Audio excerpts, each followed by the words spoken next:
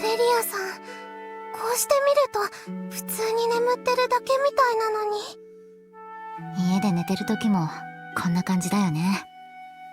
寝顔は本当に綺麗でさ、こっちが見とれるぐらい。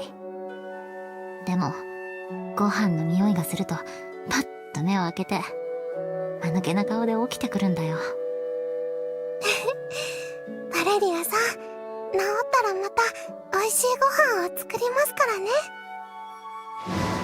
あの日、クリセルダさんとの決着をつけた私たちの目の前に、アウグストという人と師匠が現れた。二人は自らを世界の守護者だと名乗り、バレリアを作った存在だとも語った。バレリアを操り、クリセルダさんを殺そうとした彼らに、バレリアは抗った。そして、バレリアは彼らの支配を逃れるため、アウグストを巻き添えに崖から身を投げた。そのアウグストと師匠はいつの間にか姿を消し、今でも居所はわからない。崖から落ちたバレリアは突き出た岩に胸を貫かれていた。なんとか治療しようと傷口を調べたが、本来あるべき場所に心臓がなかった。代わりに砕けた宝石のようなものがあった。それがアウグストの言う核なんだろう。レスナならきっと私を治してくれるでしょ。私はバレリアを目覚めさせるため、核を修復する方法を探ることにした。ララさん、ジェロンさん。それ何？ワルターが保管していた研究資料です。何かの参考になればと。本人にも話は通してある。遠慮せず使え。ありがとうございます。成果はいかがですか？まだ決定的なことは何も。まあ、無理もありませんわね。彼らが用いた道具一つをとっても、その技術は私たちの遥か上を行っていることは確か。容易に理解できるものではないでしょう。でも、やらなくちゃいけませんから。バレリアのために。こちらも何か分かったらまた来る。はい。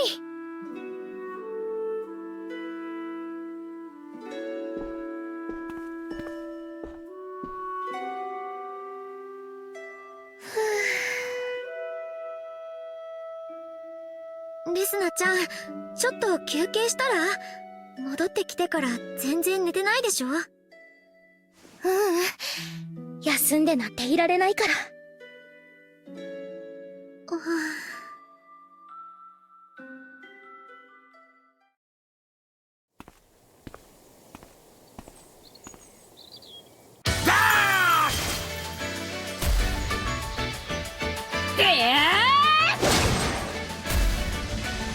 ちょっと、そんな暴れ方してたらあんたたちの方が先にバテちゃうわよ。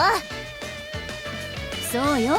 まだ魔物は残ってるんだから。だってよ。それにしてもクリセルダは倒したのに、まだこんなに魔物たちが残ってるなんてね。統率する長がいなくなっても、集められた魔物がいなくなるわけじゃないもの。これでも騎士たちのおかげでかなり減らせたのよ。さっさと残りも片付けちまおうぜ。だから焦っちゃダメって言ってるじゃない。理じゃ分かってる。ただバレリアのために何もできねえのがもどかしいんだよ。わかるぜ。あいつが目を覚まさねえと張り合いがねえよ。それでもよ、今はレスナーを信じてできることをやるだけ。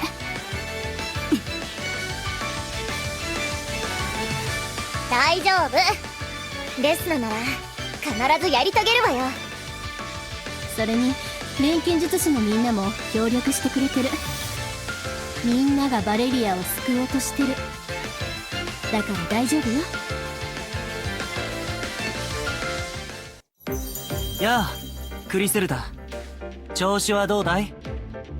ええ、おかげさまで快適よ。ただずっと見張られているせいでさすがに気疲れしてきたわ。仕方ないだろう。また彼らがいつ君を狙ってやってくるかわからないんだから。彼らアウグストとザスキアの行方は？一切不明だ。谷に落ちたバレリアを回収した頃には忽然と姿を消していた。バレリアと共に落ちたアウグストはもちろんザスキアもだ。あれから姿を見せない。彼らも慎重になっているのでしょう。かたくなにこの世界の表舞台から姿を隠していた彼らが限られた人数とはいえその存在を認識されてしまった。その上彼らにとって想定外の出来事がいくつも起きた。一瞬とはいえ彼らの力を凌駕した錬金術師。彼らの支配を打ち破り反旗を翻したホムンクルス。彼らは今こちらの出方を伺っているのでしょう。無理に仕掛けては来ないと思うわ。まあ一理あるか。言葉を信じるならば事を荒立てるような連中ではないな。でも一つだけ気になることがあって、あの戦いの後クリセルダさんたちが使っていたトラベルゲートが作動しなくなっていたんです。壊されていたってこと？いいえ、違います。でもなぜか道具を使おうとしても何も起こらなくなっていて。君たちを捕らえた時に押収し我々が保管していたものも同じだった。なるほど。彼らの仕業かもしれないわね。私たちもそう睨んでいる。姿こそ見せないが干渉する意志はまだあるようだ。引き続き警戒は必要ということだ。監視も継続させてもらうぞ。そんな怖い顔しなくても分かってるわよ。クリセルダさんはここで何か不便なことはありませんか？ええ、心配はいらないわよ。アンチュが同じ牢にいるんだもの。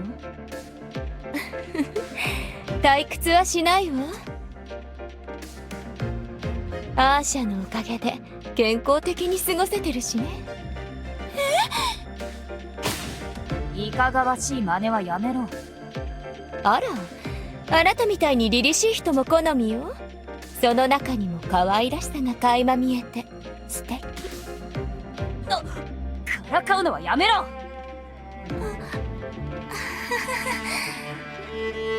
さてそろそろ本題に入ろう。ザスキアやアウグストという男についてお前が知っていることを聞かせてもらおうか。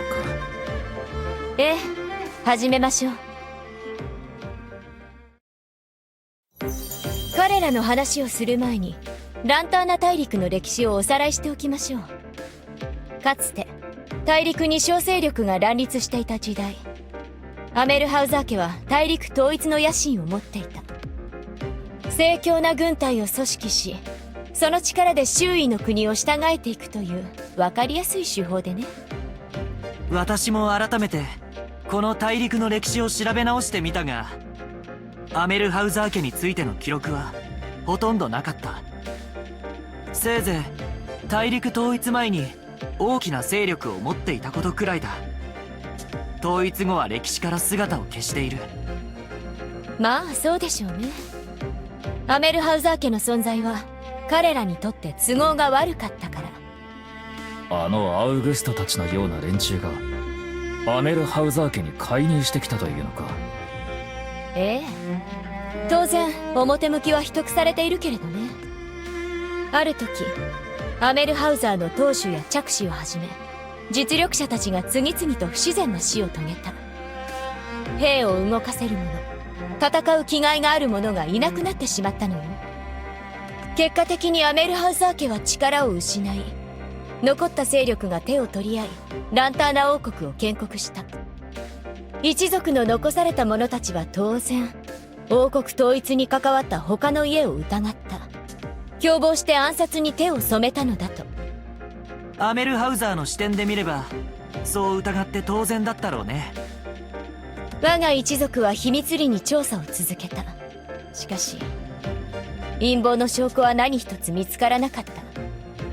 むしろ人のいい初代のランターナ国王はアメルハウザーの没落に心を痛めてさえいたそうよ。どこからつついても一族に起こった不審な死の犯人はいなかった。それでも長い間調査を続けた末にこの大陸を外から操る何者かの存在にたどり着いた。実物が現れたのだからその説は当たっていたわけだ。よくそこまでたどり着けたものだな。私も最初は半信半疑だった。でも一族の生き残りが代々受け継いできた様々な記録を当たり確信を得たわ。一族を滅ぼした者たちへの復讐を果たすことはアメルハウザー家の悲願だった。代をまたぎ長い年月をかけた一族の執念か。君もまたその意志を受け継いだということだね。いいえ、何？一族の悲願や復讐なんてどうでもいい。私はただ奴らが気に食わないのよ。世界の管理者を気取り過保護な親のように口を出す、そんな傲慢な奴らをその座から引きずり下ろしたいだけ。そのために利用できるものは何でも利用したわ。アメルハウザー家の資産も陰で一族に協力していた支援者たちもね。その過程で作られたのが極夜の錬金塔というわけか。そういうこと。錬金術を用い私は奴らと戦うための準備を整えたの。そしてついに奴らを目の前に引きずり出すことに成功した。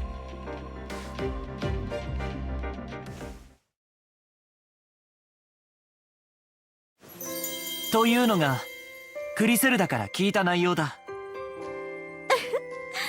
一族の悲願より己の感情を優先する、その心持ちはよくわかりますわ。王族のみんなは何も知らなかったの？ああ、父上も兄上もアウグストのような存在は聞いたことがないということだ。第三者目線での調査も必要だと思い私やアーシャで王宮の書庫を調べ直してみたが、やはり王家の歴史に不審な点は見当たらなかった。つまりあの者たちはランターナ王家にすら一切干渉せずに歴史を操ってきたということですのね。途方もないよね。そんなことってできるのかな？普通ならありえないだろう。だがその普通が通用しない相手のようだ。ええ、少なくとも私たちとは一線を画する存在であることは確か。でも師匠は普通に暮らしていました。私たちと何も変わりません。心中はお察しします。ですが彼女は決して普通の人間とは言えません。極めて優秀な錬金術師ですわ。何よりもこの場所がそれを物語っている。ザスキアはなぜレスナーをこの場所に招き錬金術を教えたのだろうな。あるいはこのアトリエに何か仕掛けがあるとしたら。それは大丈夫だよ。みんなでアトリエの中を調べてみたけど変なところはなかったもん。錬金術を教わりたいと言い出したのは私の方です。師匠はその頼みを聞いてくれただけで。何よりここはもう私のアトリエです。師匠といえど好きにはさせません。それを聞いて安心したよ。レスナー、アウグストの行方は私たちが追う。君はバレリアの治療に専念してほしい。はい、わかりました。一応方向性は見えてきたんです。検証のために素材を集めようとしていたところで。そうか、頑張れ同志。ただし無理はするなよ。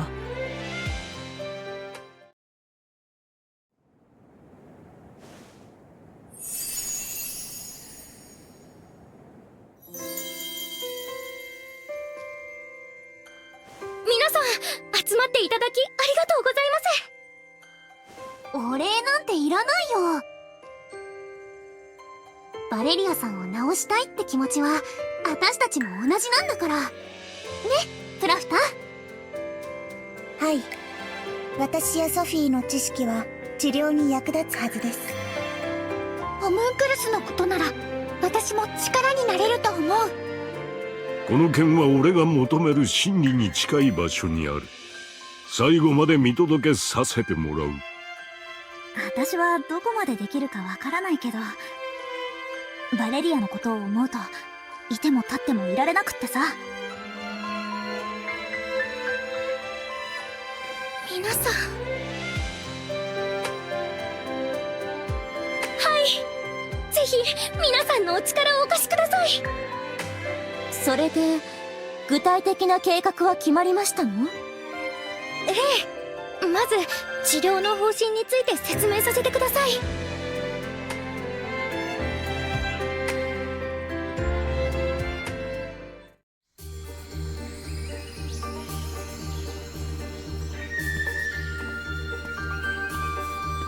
レスナちゃんたち、どんな様子だった？何を話してるのか全然わかんなかったけど、みんなバレリアをどうにかしようって必死みたい。あれだけの人たちがバレリアのために力を尽くしてくれるなんてさ。疲れてるね、相棒。は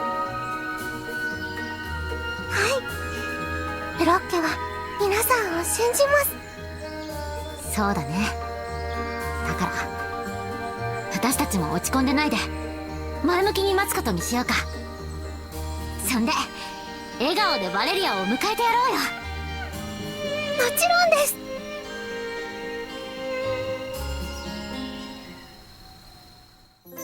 す。バレリアの体内に埋まっていた宝石のようなもの、仮に核と呼ぶことにしますが、落下の衝撃で損傷したこの核は人間でいうところの心臓や頭脳にあたるものだと考えられます。なのでバレリアを目覚めさせるためにはこの核を修復する必要があります。その核を作ったのが錬金術師なら修復も錬金術によって可能なはず。はい、ただそう簡単にはいきそうもありません。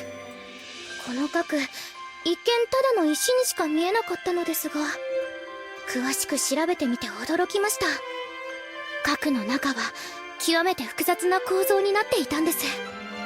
まるでオートマタのようにか。損傷が激しく構造の復元は困難を極めます。ですがなんとかやるしかありません。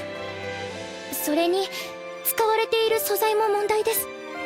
破損したかけらは可能な限り回収しましたが、それでも足りません。特に一つだけどの図鑑でも見たことのない未知の素材が使われているようで。未知の素材ですか？核の構造を理解しレシピを作り上げること、そして修復のための素材を収集すること。必要なのはこの2つというわけだ。課題は山積みだけど錬金術師の腕の見せ所だね。みんなで力を合わせればきっと。はい。どうしたの？何か言いたそうだったけど。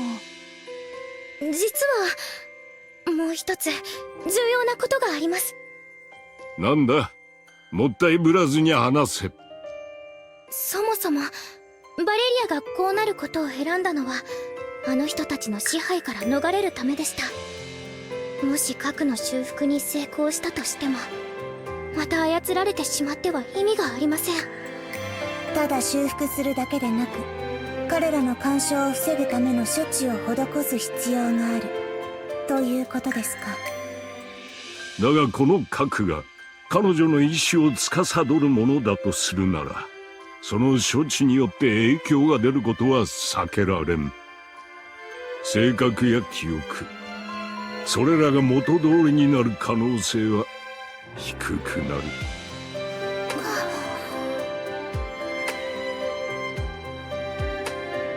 それでもやるのか？覚悟の上です。それがバレリアの望みですから。きっと元通りになるよ。レスナや私たちが思いを込めて調合すればさ、そう信じよう。ライザ先輩。とにかくできることから始めよう。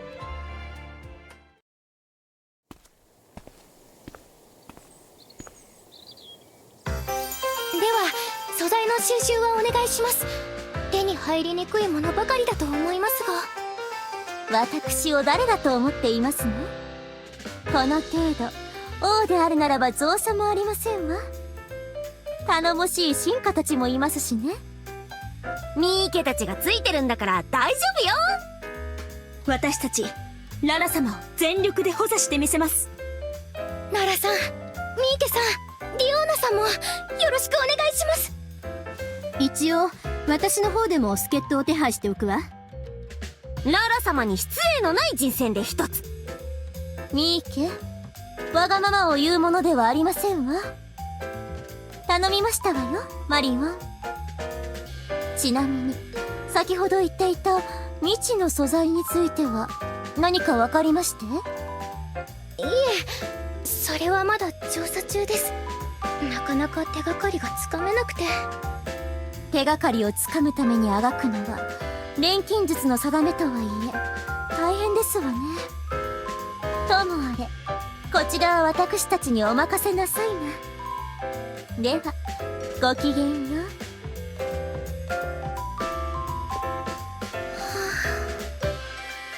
レスナ、疲れているんじゃない？大丈夫です。弱音なんて吐いていられませんから。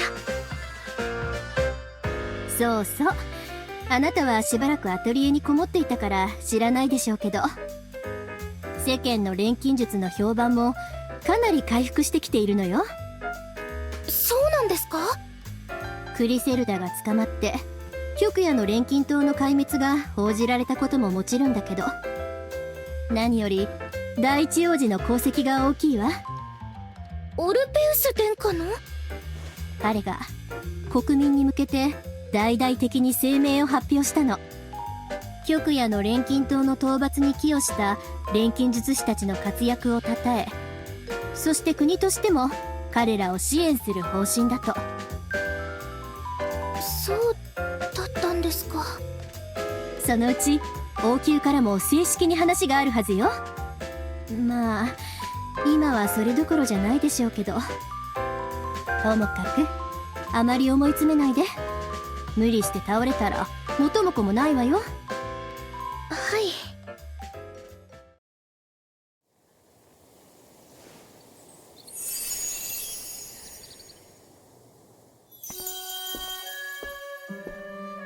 ただいま戻りました。あ、レスナちゃん、おかえり。待っていましたよ。どうかしたんですか？私たちちょっと素材の採取に出かけようとしてたんだけど。ただ彼女を一人にするわけにもいきませんでしたので。ああ、はい、どうぞお願いします。それじゃあまた後でね。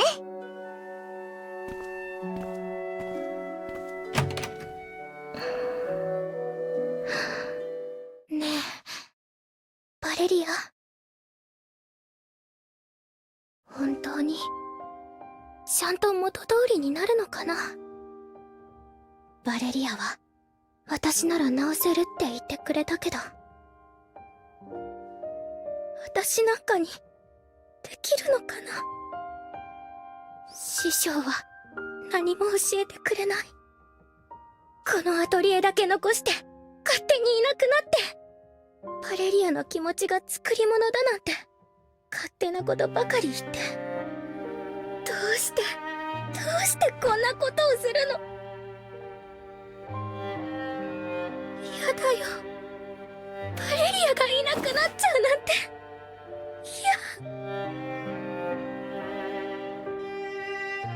レスナちゃん。イザナちゃん。大丈夫。大丈夫だから。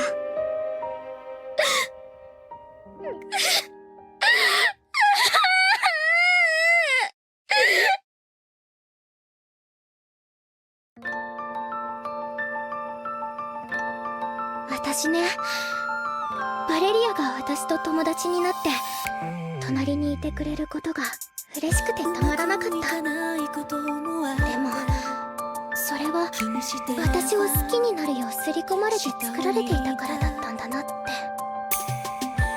仕組まれてなくたってバレリアはきっとレスナちゃんを好きになったよ。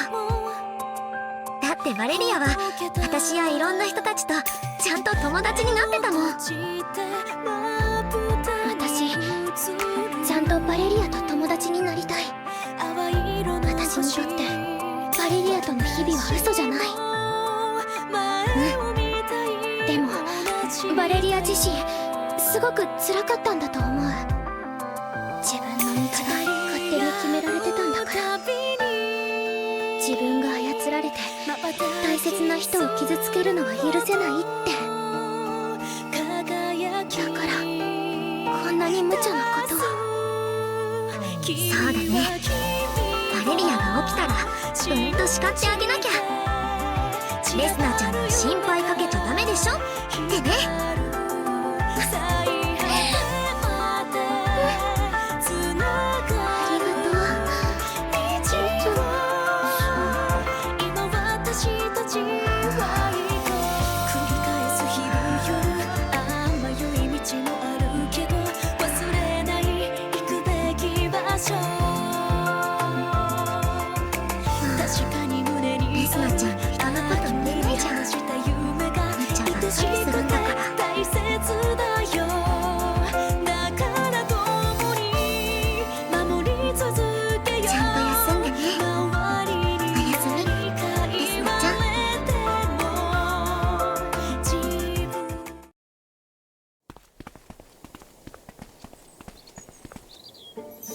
ララ様、助っ人の方との待ち合わせの場所はこちらで合っているのでしょうか？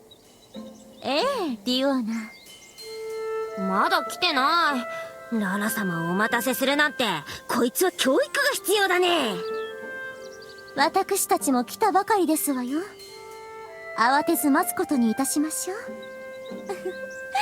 う。よしよし。ララ様のよしよし、とろける。では待っている間にお茶をお入れいたしましょうか。いいね、ディオタ賛成。残念だけれどそれには及ばないわ。あら、存外早かったですわね。お茶の時間はお預けね、ミーケちゃん。それで助っ人はどこに？ご無沙汰しております、ララ様。あなたは？そちらの二人は初めましてだったか。錬金術師のアンペルだ。以後お見知りおきよ。アンペルってまさかこの男？ララ様を裏切った錬金術師。あなたのせいでララ様がどれほど辛く苦しい思いをされたか。毎日のように愚痴をこぼしてたね。とにかく許さない。おお、ずいぶんな言われようだな。二人ともよしなさい。そこまで愚痴はこぼしていませんわよ。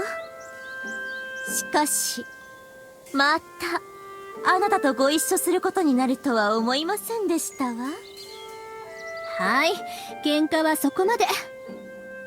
あなたたちの因縁については私も人づてに聞いてるわ。でも今はそんなことを気にしてる場合じゃないでしょ。むしろしこりが残ってるようなら解消するいいきっかけにしてちょうだい。しこりなど。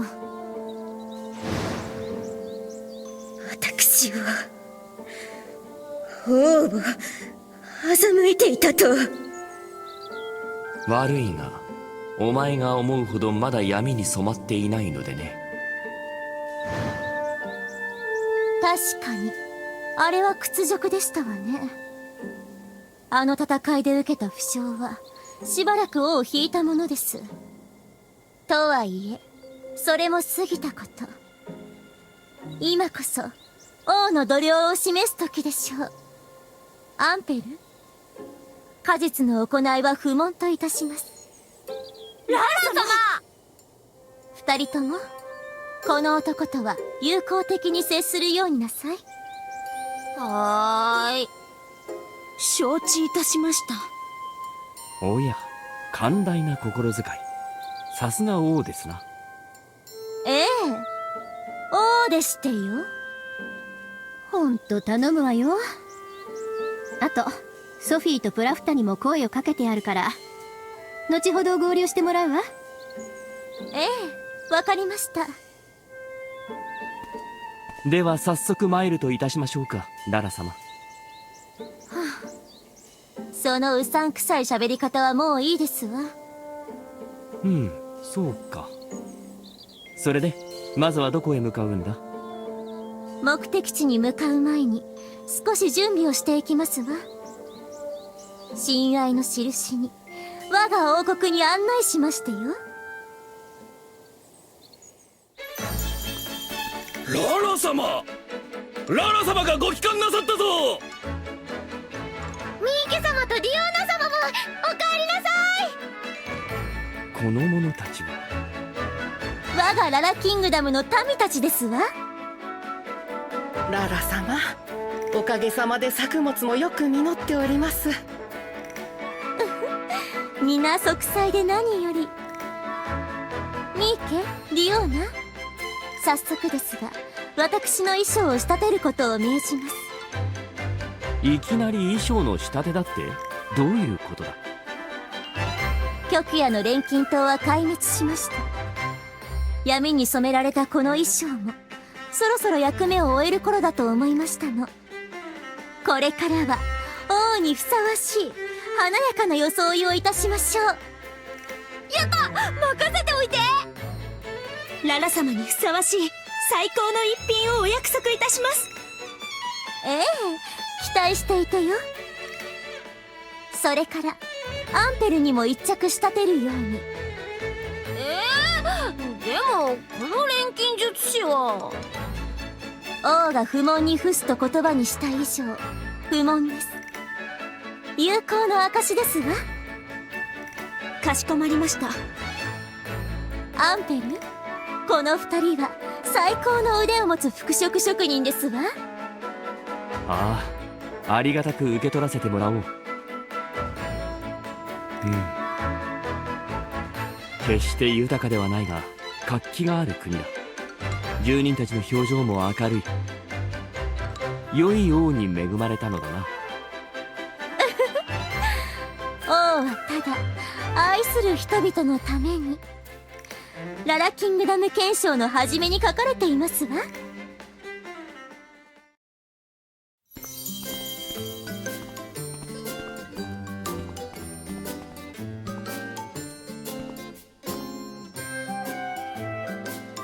ふむ、なるほど。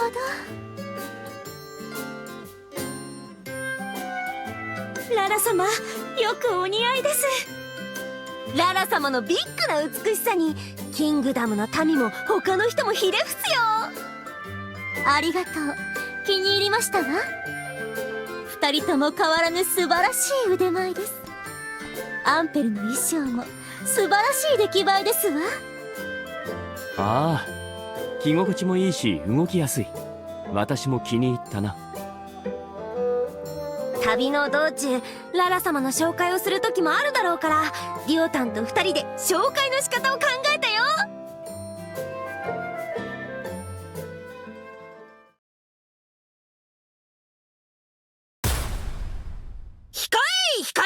控えおろう。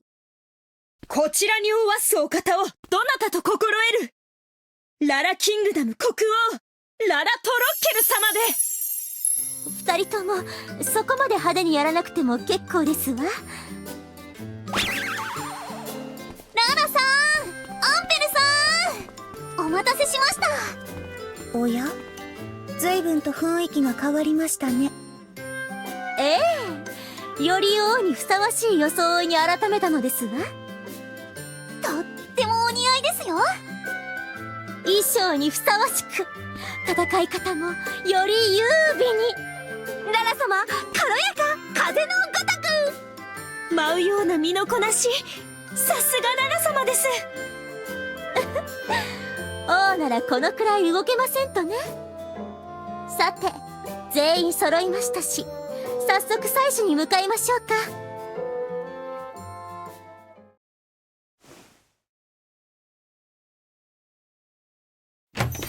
お邪魔しまーす。レスナー、あれから何か進展を。お休み中か。ちょっと前に眠ったところなんだ。レスナちゃん、最近寝てなかったから、このまま休ませてあげたいんだけど。もちろんだよ。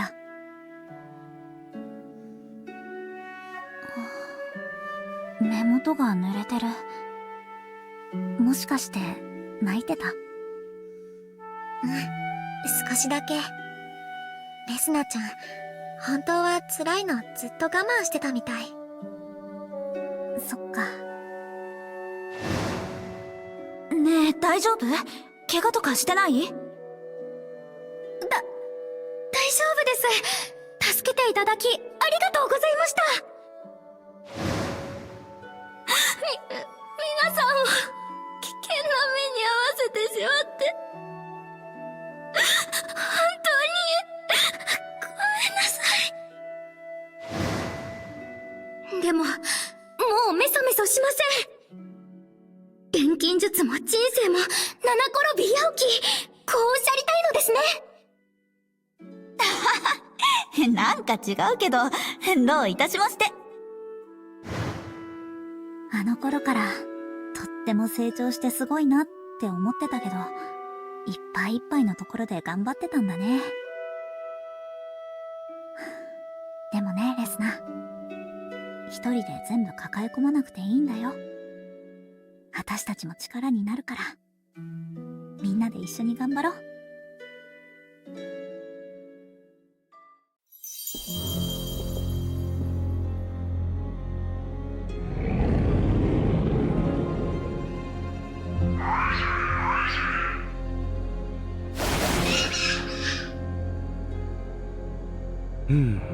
ノルト州の大森林地帯か。極夜の錬金塔の本拠地があった場所だな。ですが、こちらの方面はまだ調べていませんでしたね。調べ尽くすには広すぎる場所ですもの。私もこちらに足を踏み入れるのは初めてですわ。物の本によれば、希少素材の宝庫である一方、危険な魔物の巣窟でもあるとか。ですが、今のララ様の美しさにも強さにもかなう敵などおりません。当然ですわ。何人たりとも私たちの行く手の邪魔はさせませんわよ。その通り。どんな魔物だろうと蹴散らしてみせる。おお、大きく出たな。大きなことはいいこと。ビッグ。では気を抜かずに進みましょう。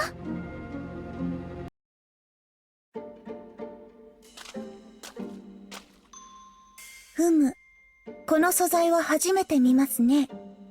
この森でしか取れないものでしょうか。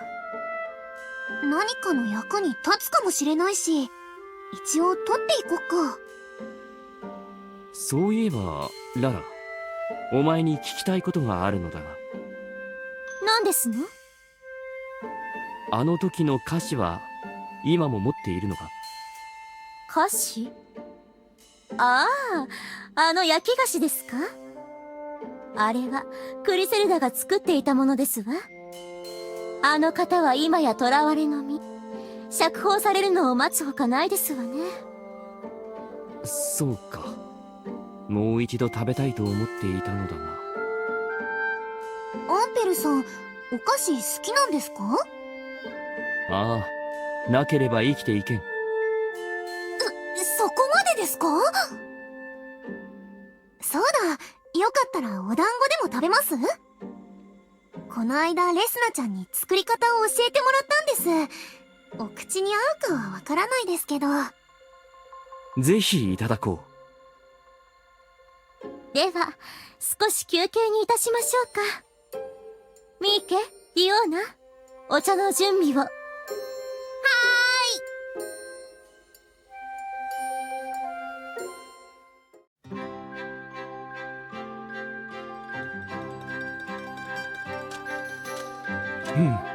なかなかいけるな。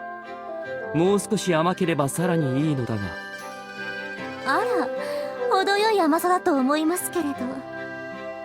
何分甘党なものでな。あなた、少しは節制しないと早死にしますわよ。余計なお世話だ。余計なお世話ついでですが、その腕の補助器具のこと、結局引けずじまいでしたわね。ああ、気になるか。ええ、まあ。ただ、無理に話していただく必要はありませんわよ。あなたにも事情があるのでしょうから。いや、今さら隠す必要もないだろう。別に面白くもない話だ。私はかつてある国の王宮に仕える錬金術師だっ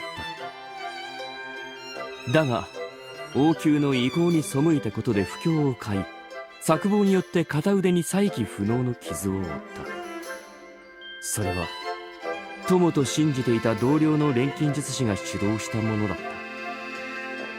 そうでしたの。もしやあなたが玉夜の錬金塔を目の敵にしていたのもそれが理由なのかしら。一因ではあるな。私は錬金術師の悪しき行いを正すことを目的に旅をしていた。ライザたちに出会ったのもそんな旅の最中だった。この腕も二度と治らないと覚悟していたのだがな。優秀な教え子がこの補助器具を完成させてくれたんだ。なるほど。話してくださってありがとうございます。あなたとは相入れないと思っていましたが、案外似ているところもあるのかもしれませんわね。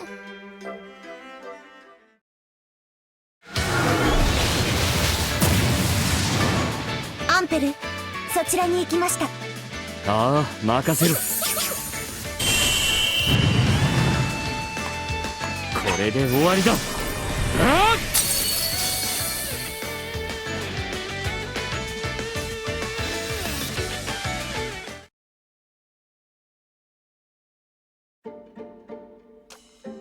これで邪魔者は片付いたな。無駄のない一撃でした。お見事です。大した腕前ですね。この服のおかげだろうな。格段に機動力が上がっている。ミーケとディオーナの職人としての腕前は素晴らしいですね。それほどでもあるかな。二人とも初めて組むのにすごく息ぴったりだね。そうでしょうか。確かに妙にしっくりくる感じはするな。波長とでも言うのだろうか。それが似ているのかもしれないな。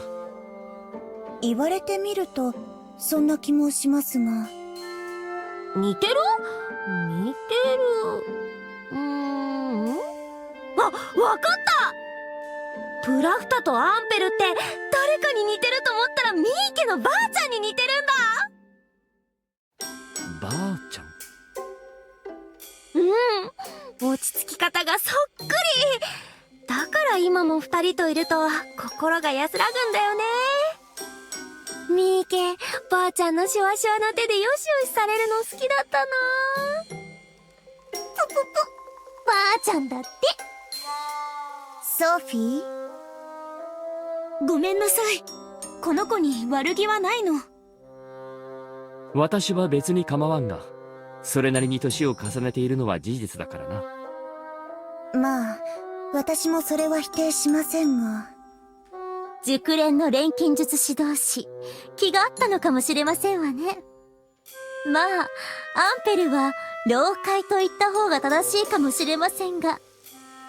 お前さんはもう少し悪気を隠す努力をしてくれ。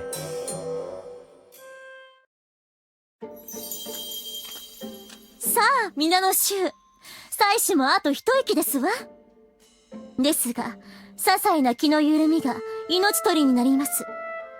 周囲の警戒を怠らず気を引き締めてまいりましょう。はい、ララ様。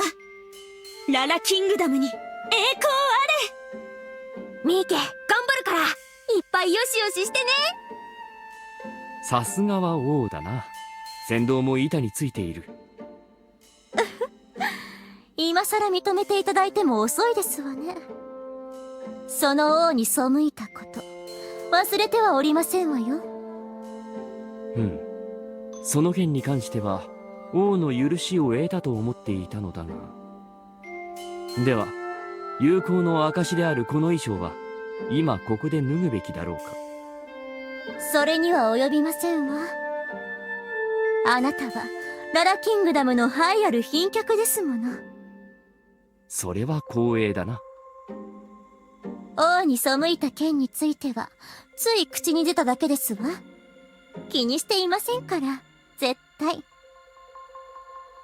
あの二人、過去にわだかまりがあったようですが、すでに和解できたようですね。マリオンさんから注意するように聞いてたけど、あの様子なら大丈夫そうだね。良いものですね。友好の証というのは。今、ララキングダムに移住したいって言った？ついに二人もララ様に忠誠を誓う気になったようね。何をどう聞けばそうなるのですか？一言も言っていません。ララ様の徳を浴びている今ならいけると思ったのにね。でもせっかくだから一度遊びに行ってみたいな。ええ、ぜひ。きっと気に入ると思うわ。そしてずっとそこに住みたくなる。今ならララ様ペンダントが特典だ。それはどうかな。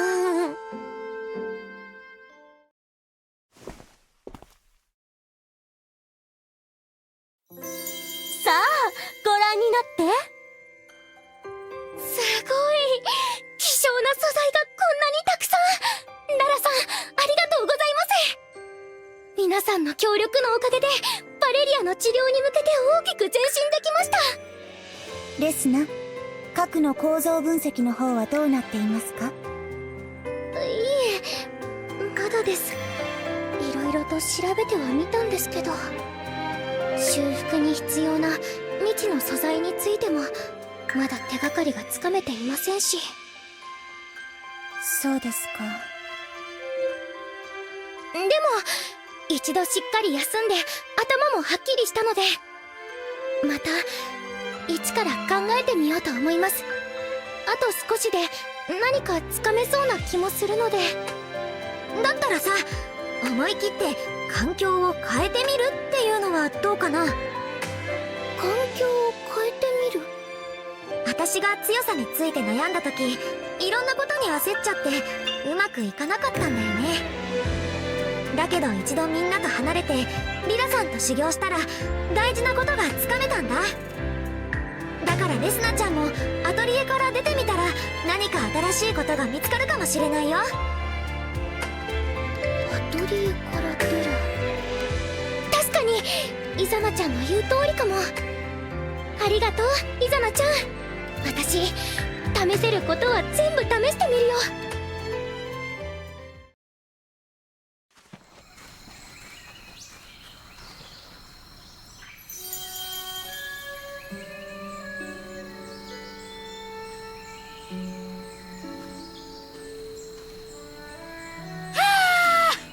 やっぱフロッケの作る飯はうめえな。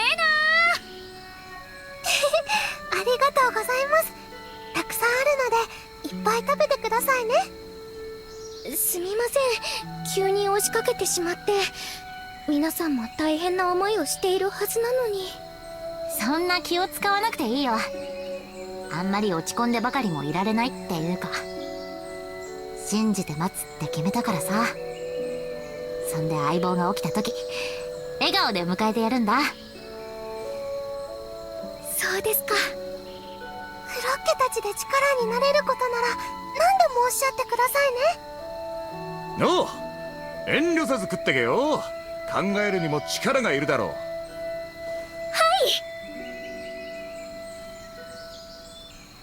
う。ランチェさんのお鍋もとっても美味しいです。魚介の旨味がギュッと詰まってますね。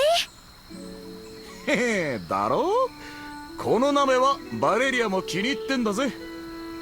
この鍋はじゃなくて、この鍋もでしょ。相棒が気に入らない料理なんてないよ。そういや、あいつ山に生えてるキノコとかそのままむしって食ってやがったよな。そうそう、お腹が空けば何でも口に入れちゃうようなやつだからね。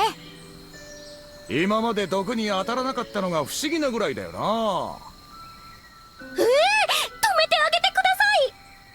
バレリアはすごく強いからお腹の中も強いんじゃない？それは言えてんな。しかしあいつの話をすると食い物のことばっかりなるよな。いや、そんなことないでしょ。他にもいろんなことあったじゃん。例えば？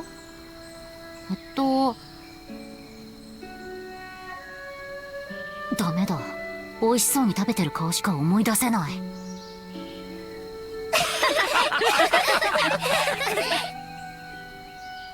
ハイディさんってば。みんなにとってのバレリアは強くて食べることが好きな大事な家族なんだ。私から見たバレリアはどんな人だった？そうだ、悲しくて苦しくて助けることばかりに躍起になっていた。レスナ、どうかした？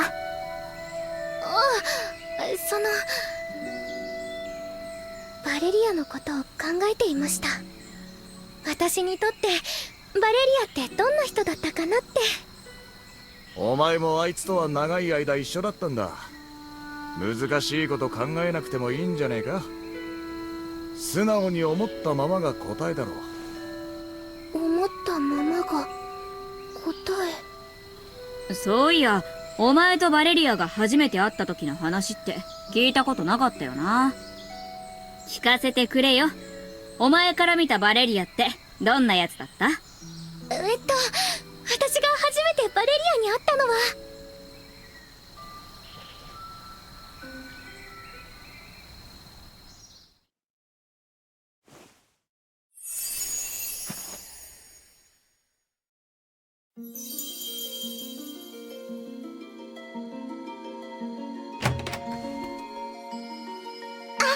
レスナちゃん、おかえり。ロロナ先輩、トトリ先輩。参考になるかわからないけど、私の師匠から教えてもらったホムンクルスの作り方まとめておいたから。他にもトトリちゃんと一緒に使えそうな本とか探してみたんだ。よかったら読んでみて。ありがとうございます。感謝感激雨あられで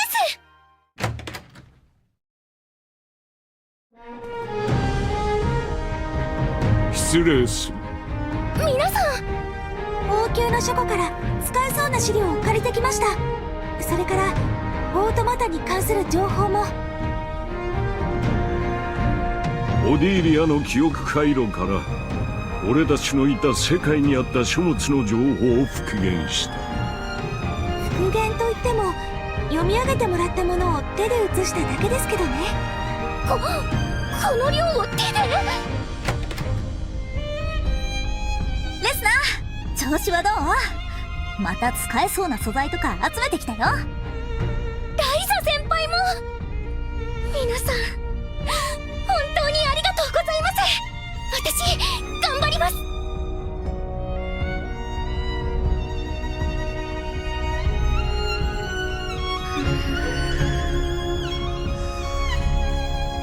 スナちゃん戻ってきてからずーっと本とにらめっこしてるね。レスナ大丈夫なの？全然休憩してないし。ですが表情から迷いが消えましたわね。レスナには見えてきたのかもしれません。奇跡を生み出すための筋道が。邪魔にならぬよう私たちは退散するとしましょう。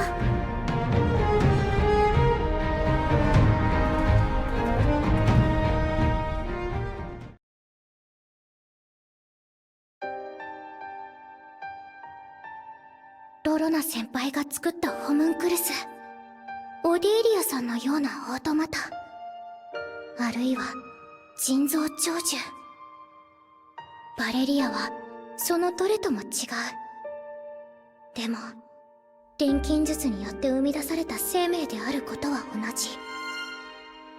おかげで方向性は固まってきた。あとは想像する。目覚めるバレリアの姿を。すごく強くてかっこよくて、でもちょっと食いしん坊なところがあって、時々無茶なこともするけど、家族思いで友達思いでいつも助けてくれる。素直に思ったままのバレリアの姿を思い描く。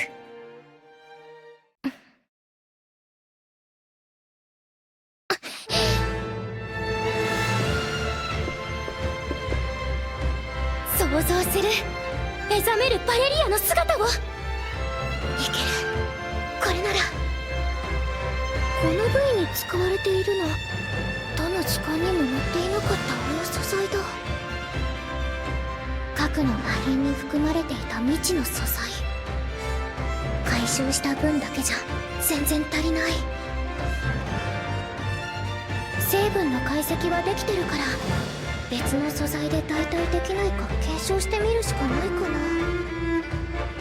でもこれどこかで見たことある気がするんだけど。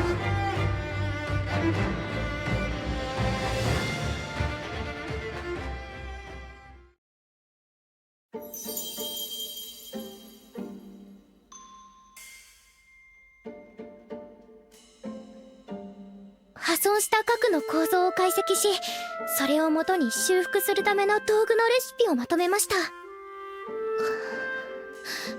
どうでしょうか。よくここまで解析できましたね。様々な理論を統合しつつも破綻なくまとまっている。これなら結果も期待できるだろう。本当ですか？一人でレシピを完成させちゃうなんてすごいよ、レスナちゃん。ついにやり遂げたんだね。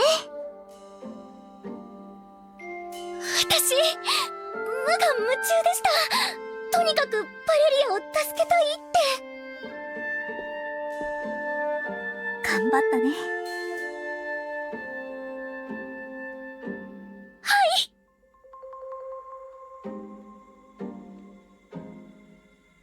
い。レシピはこれでいいとして、問題は核の修復に必要な素材ですね。そういえば何か正体がわからない素材があるって。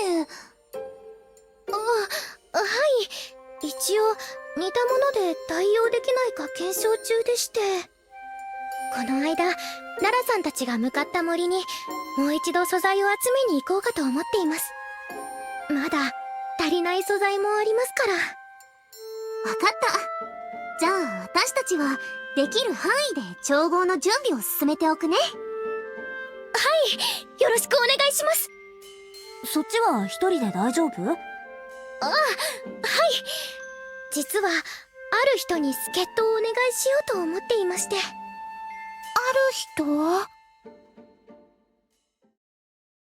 人？私を助っ人に？はい。この世界の錬金術についてあなた以上に詳しい人はなかなかいません。あなたの知識と才能を私に貸してもらえませんか？バレリアを救うために。断る理由はないわね。私もバレリアの力になりたいもの。ありがとうございます。待って、私も一緒に行くわ。アンチもバレリアのために協力してくれるの？その問いは肯定も否定もできるかな。行動原理はあくまでクリセルダだからね。アンチちゃんはクリセルダに協力したいから行くんだ。そしてクリセルダがあなたたちに手を貸す以上、私もあなたたちに全力で手を貸すわ。嬉しいよ、アンチちゃん。ありがとう。別にお礼なんていらないわ。クリセルダ次第とはいえ、レスナとは味方の方が嬉しいしね。そうそう、今回はユナも護衛として同行してもらうよ。何があるかわからないし、クリセルダとアンチの監視役も兼ねてね。ああ、監視だと？おめえ王子でなければぶっ飛ばすぞ。王子でよかったよ。監視なんて無用よ。天才のクリセルダがいれば何もかもうまくいくわ。はあ？天才？何言ってるの？天才はこの私のみ。どこが？か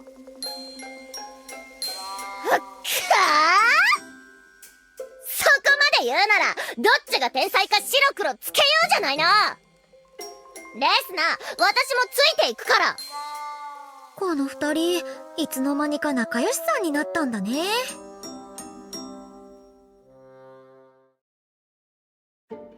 クリセルダさん、やはりお詳しいですね。市販の図鑑に書かれていないようなことまで親切に教えていただいて、とっても助かります。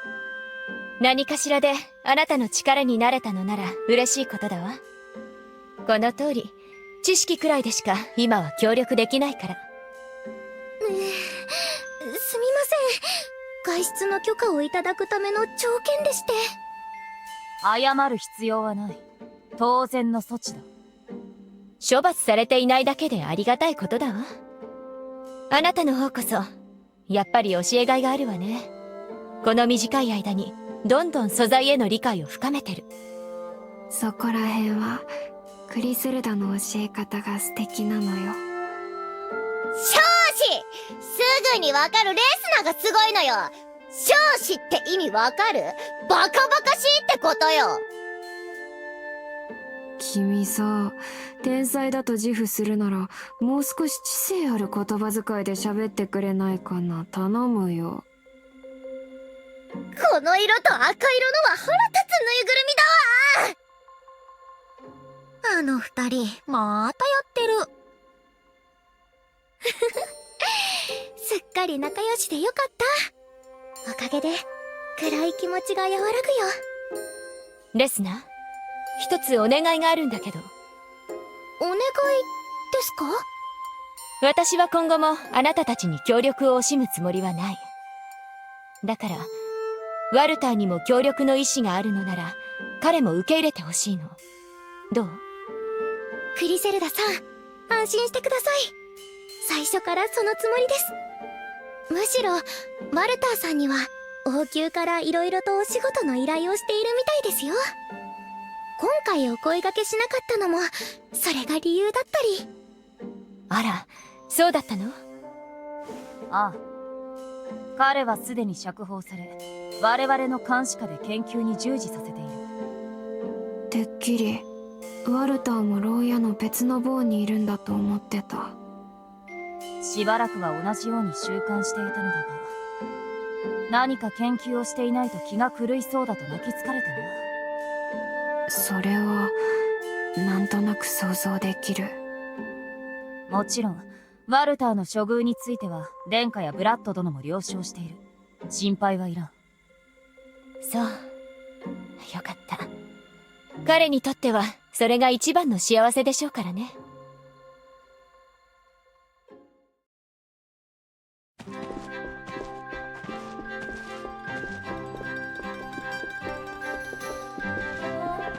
この辺りなら魔物の気配もない。小休止できそうだ。じゃあ私お団子とお茶の用意をしますね。やったー、レスナちゃんのお団子だ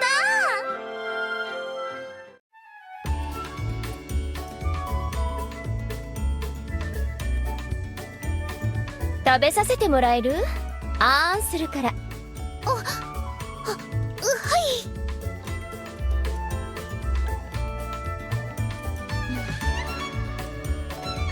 美味しいわね。私は作ったことがないから新鮮。グリゼルダさんもお菓子を作るんですよね。ええ、お菓子作りは好きよ。美味しい料理は心を豊かにするでしょ。そういえばバレリアもグリゼルダさんのお弁当が美味しかったって言ってた。よかったら今度みんなにご馳走するわよ。もちろんバレリアにもね。きっとすっごい勢いで食べるんだろうな。美味しいって言いながら。目に浮かぶわね。彼女は本当に美味しそうに食べてくれるから。レスナちゃん、絶対にうまくいくよ。バレリアが治るまであと一息だ。イザナちゃん。頑張ったのは私だけじゃない。先輩方の支えもあったし、何よりイザナちゃんがずっとそばにいて私の心を守ってくれたおかげだよ。イザナちゃん、本当にありがとう。なんか照れちゃうな。イザナちゃんにはすっごく助けてもらったから何かお礼をしなくちゃね。じゃあいつもより念入りにブラッシングしてほしい。任せて。それじゃあ早速。優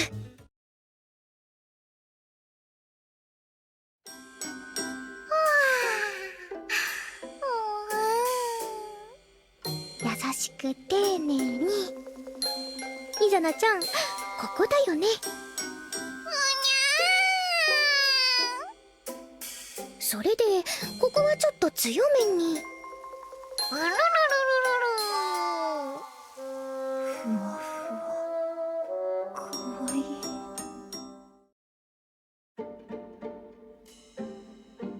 レスナー、少しいいか？はい、何でしょうか？バレリアが治ったら国王陛下に謁見することになるだろう。今から心構えをしておいてくれ。国王陛下？私、何か非礼な振る舞いをしてしまったのでしょうか？落ち着けレスナー。陛下はお前の功績を認められたのだ。錬金爵のブラッド殿からの推薦もあり、王国として直接錬金術師への支援を行う運びとなる。ああ、そういえばマリオンさんから聞きました。それにしては反応が薄いな。かねてからの目標ではなかったのか？その話を聞いた時はあまり余裕がなかったと言いますか。改めて聞いて緊張してきました。ちょっと、いや、すごく私のようなものが恐れ多いと言いますか。レスナー、あなたは私を倒し、この国を救い、各地で錬金術師として認められた。あなたは間違いなく、この国でも随一の錬金術師よ。胸を張ってお目通りすればいいわ。グリゼルダさん。わかりました。ユナさん、無事に治療が終わったら、陛下にお会いするための準備をしておきます。ええ、それでいいのよ。褒美も絞れるだけ絞ってくるくらいでいいわ。今の立場であんなに偉そうに。ある意味すごいわね。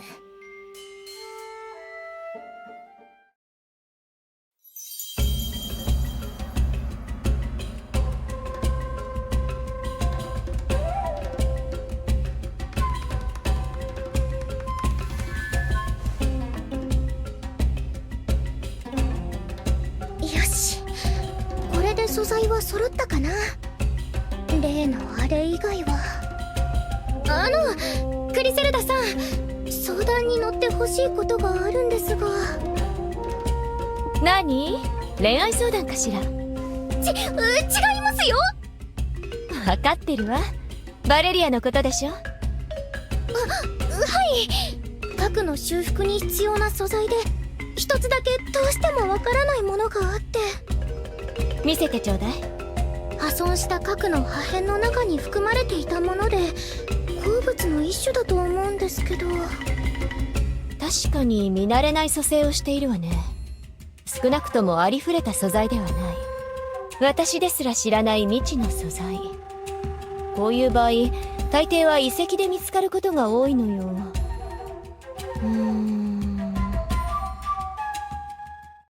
豊富な州の大穴。あそこを調べてみる価値あるわ。すごい！どうしてわかるんですか？採取できる素材が判明している探索地は候補から消して、素材の種類や用途で考えてみたのよ。ワルターの研究資料を読むと、あの大穴はもう少し調べてみたいと書いてあったしね。なるほど。では迅速果断でいざ豊富な州へ。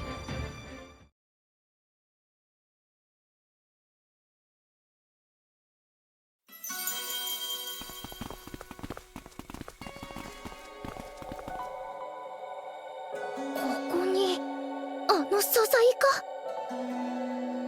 豊富な州の大穴。そこの見えない未開の遺跡か。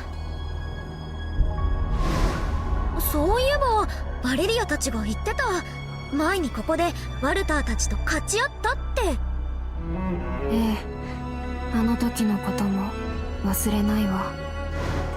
ちょうど私たちが依頼で来てた時だね。それって私とレスナーが穴に落ちた時のことか。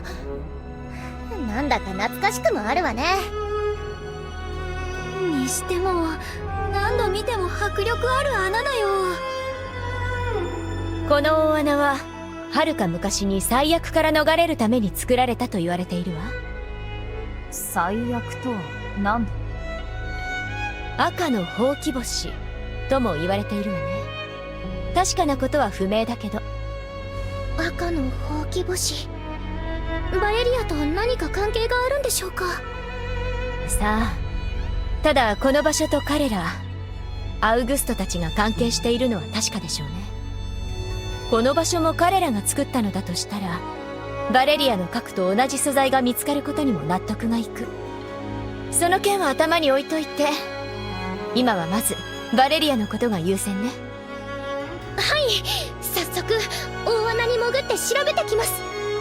一度は行った場所ですので円滑に進むかと。魔物が邪魔はしてくるでしょうけど、そこは任せなさい。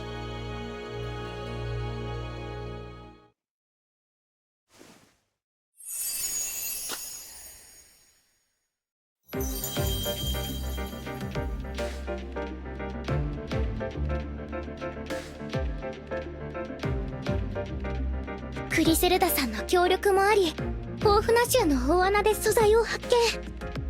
全ての素材が揃いました。これからバレリアの核を修復するための調合を行います。レスナちゃんのレシピは完璧だったもん。落ち着いてやれば大丈夫だよ。うん、絶対にできるよ。頑張ろう。はい。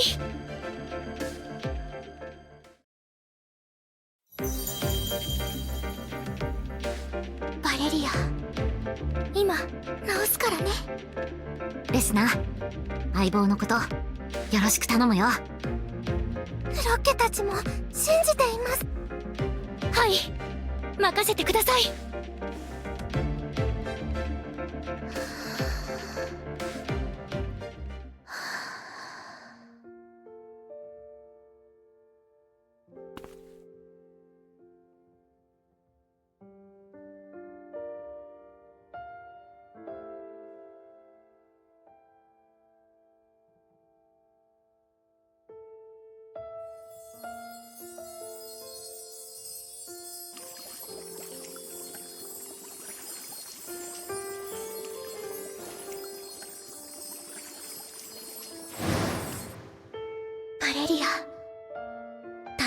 なたが記憶をなくしてしまっても、私が全部覚えてるから。あなたがくれた思いを今度は私が返したい。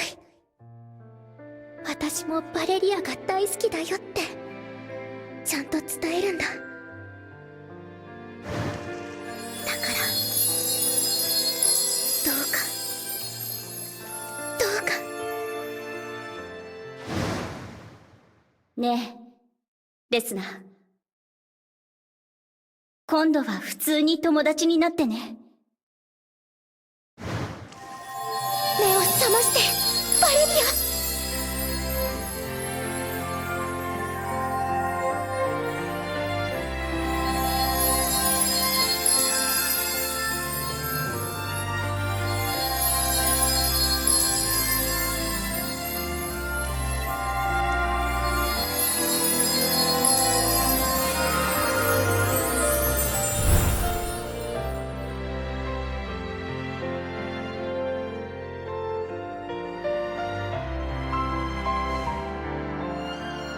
成功したようですね。できました。これがバレリアの核を修復するための道具。名付けて創世の鉱石です。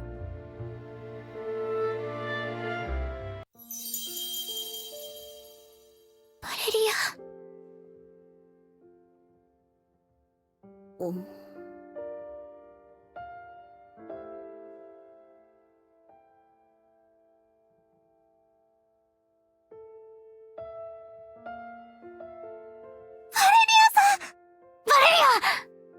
バレリア、目覚ましたか？バレリ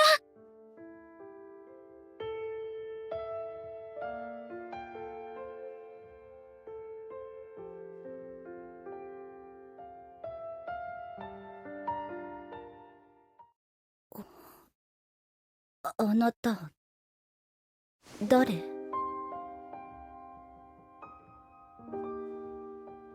私は誰？記憶は戻ってねえのか？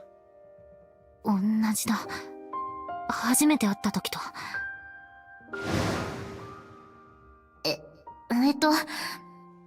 ありがとう。助かったよ。私はハイディ。あんたは？わからない。私は誰？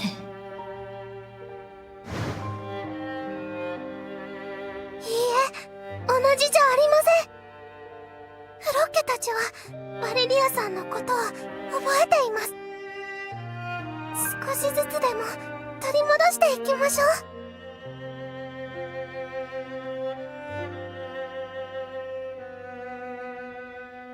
あなたの名前はバレリア。バレリアって言うんだよ。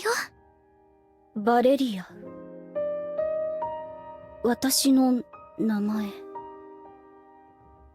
私はレスナ・シュテルネンリヒト。よろしくね。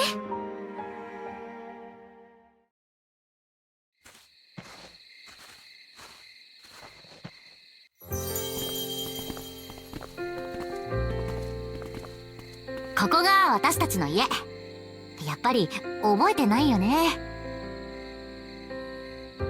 ごめんなさい。覚えてないわ。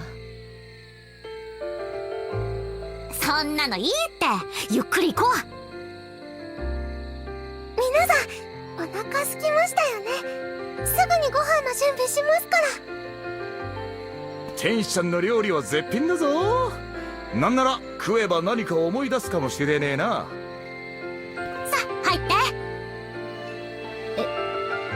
ええ。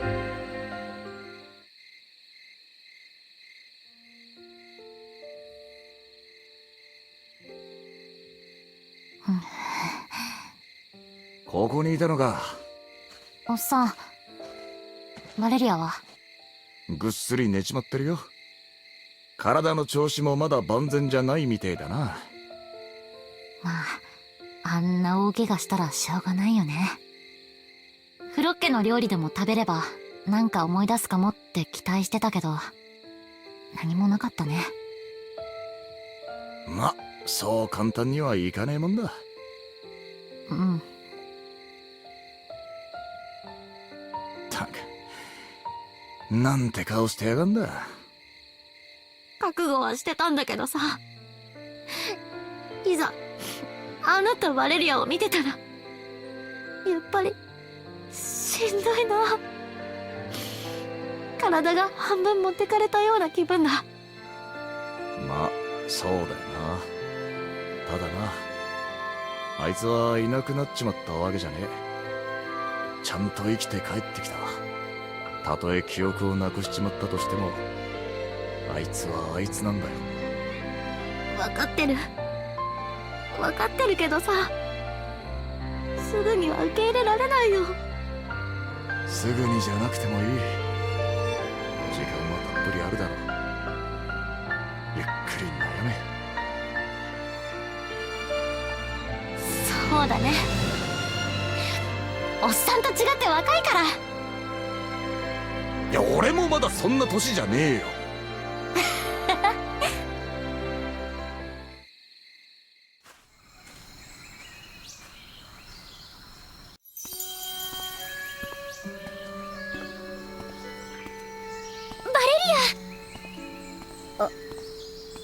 レスナー、今日も来たのね。今日はアトリエで調合してみない？調合？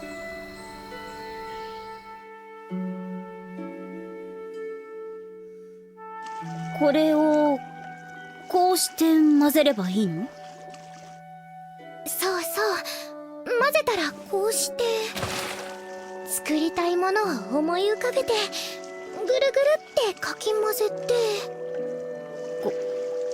こう？作りたいものなんて浮かばないんだけど。慣れの問題だからそこは大丈夫。私たちこうやってよく一緒に調合したんだよ。バレリアが最初に調合した時はね。バレリア？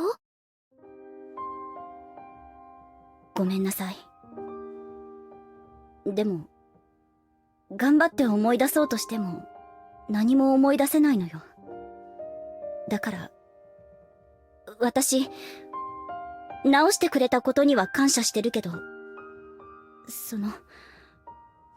仲良くしてくれようとするのは嬉し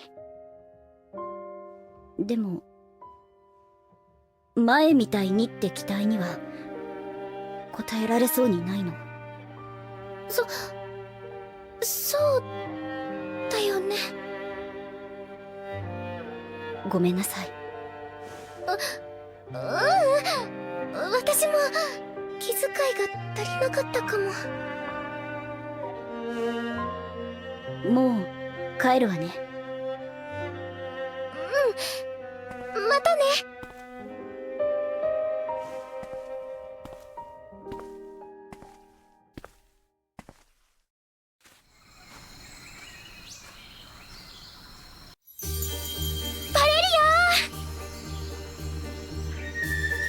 レスナじゃねえか。どうした？こんにちは。今日は星の眉に食事に行かないかバレリアを誘おうと思って。おう、バレリア、行ってきたらどうだ？私ちょっと体を動かしたいから山に出かけてくる。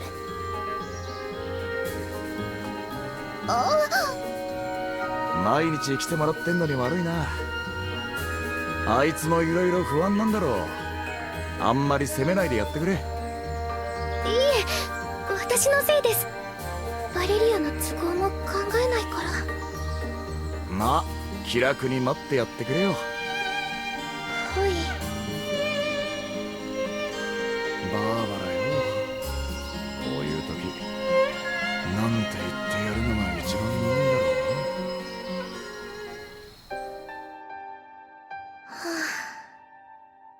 私、何してるんだろう。バレリアに避けられるようになっちゃった。記憶がなくなることは覚悟してた。私への作られた行為がなくなったことも。でもぱり辛いよ。どうしたらまた仲良くなれるんだろう。あれ、レスナー、バレリアと一緒に来るって言ってなかったっけ？それが断られてしまいまして。バレリア、まだ相変わらず？はい。そっか。ごめんね、レスナー。きっと元通りになるだなんて、無責任なこと言っちゃって。そんな、ライザ先輩が謝る必要なんて。私も、できることは何でも手伝うからさ。あんまり一人で抱え込んじゃダメだよ。そんなことは。その顔を見ればわかるよ。全然余裕ないって顔してる。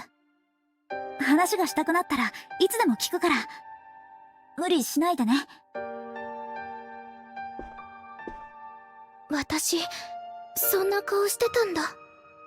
バレリアだって記憶をなくして不安なはず。私、自分のことばかりでバレリアの気持ちをちゃんと考えられていなかったのかも。焦ったからってバレリアの記憶が戻るわけじゃない。急がば回れってイザナちゃんも言ってた。少し距離を置いてみるのも悪くないかも。そういえば今度王様に謁見するよう言われてたっけ。私の夢に向けての大きな一歩。中途半端な気持ちじゃダメだ。気持ちを切り替えて錬金術の腕ももっともっと磨かなきゃ。レ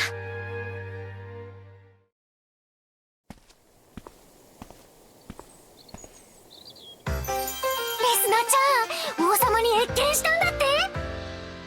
はい、すごく緊張しました。なかなかの貫禄だっただろう。私でさえ父上とお会いする時には相当緊張するんだよ。でもさ、王様直々に錬金術で何度も国を助けたことにお礼を言ってもらったんでしょ。すごいよ。果ての大陸を目指すという目標にも全面的に協力することになったしね。まずは海の向こうへ渡るべく大型船の建造や各種物資の援助をしていくことも決まった。もったいない。ありがたい申し出です。そう恐縮するなって。船ができたらいよいよ出発できるんだ。大陸中を旅してあのクリセルダを倒したお前なら海に出る資格は十分あるぜ。認めていただけるんですか？おうよ。むしろ他に誰がいるってんだ。もちろん沖には魔物や鳥獣も生息してる。そいつらをぶっ倒す準備はしっかりしねえとだが。レスナちゃん、やったね。大冒険が待ってるよ。待ちに待った冒険だもん。その時は私も一緒に行くからね。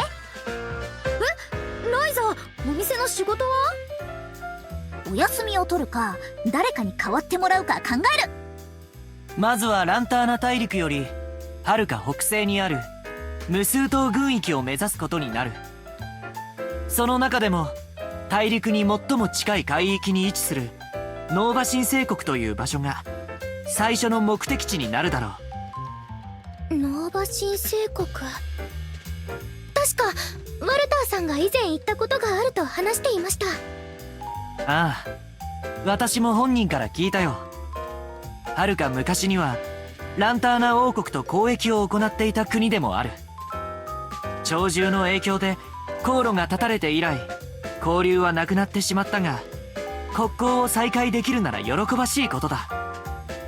いよいよって感じだな。腕が鳴るぜ。私も初公開に向けてしっかり準備をします。レスナちゃんの夢が叶うんだね。頑張ろうね、レスナちゃん。あ、そうだ。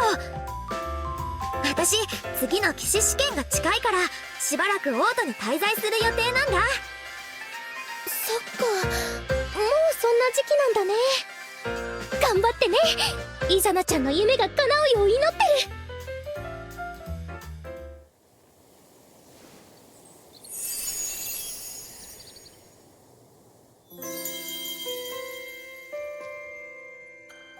めまして皆さん、デスレリアーナのアトリエへようこそ。ご丁寧にどうも。それにしてもこんな厄介な人間を引き受けちゃってよかったの？そう言ってずいぶん嬉しそうですわよ。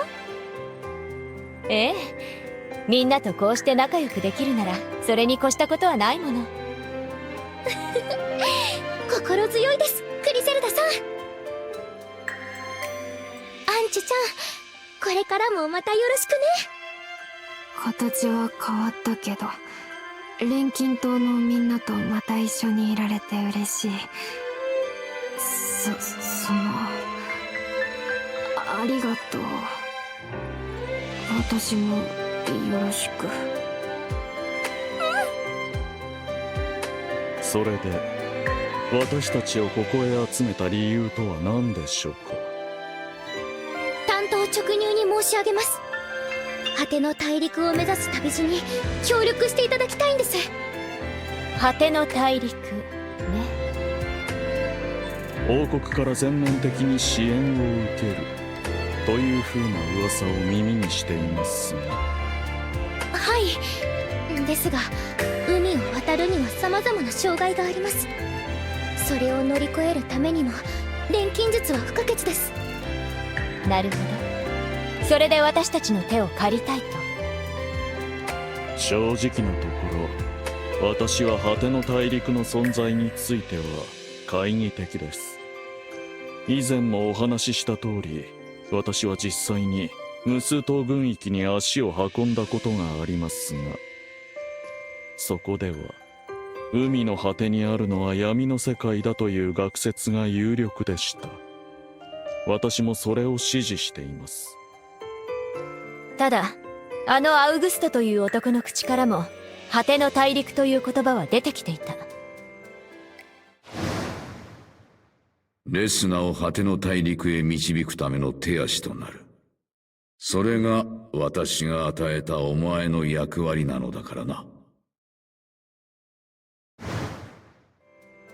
腹立たしい証明の仕方ではあるけれど、あの言葉を信じるなら実在する可能性はあると思うわ。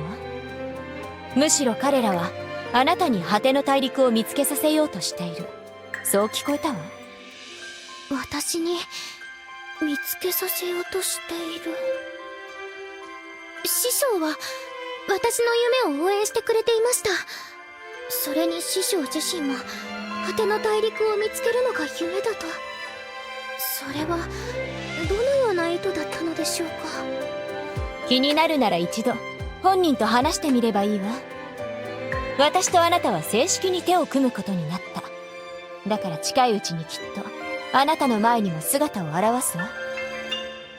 覚悟はできています。ならいいわ。でも無茶をしてはダメよ。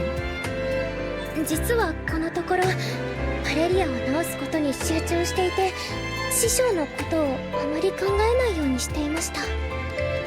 私には少し変人だけど優しくて厳しい師匠でした。師匠のあんな側面、私は全く知らなかっ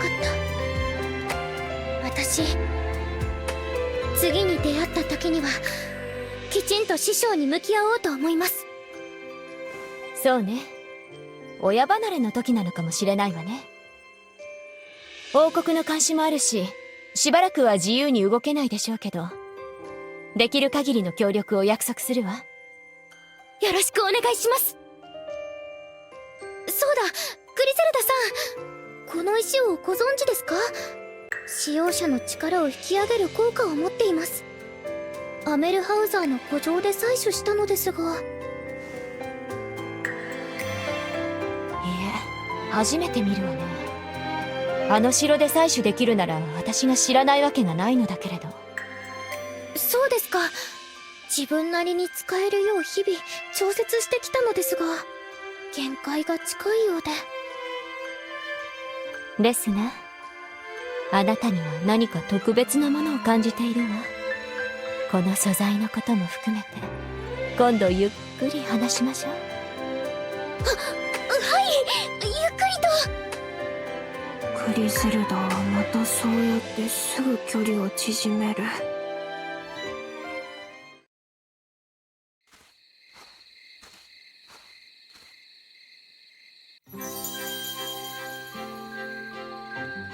今日はお招きいただきありがとうございます。固い挨拶はいいって。フロッケがごちそう作るって言うから声かけたんだ。レスナさんが忙しくしていると聞きまして、いろいろ作ったのでたくさん食べてくださいね。フロッケちゃん、ありが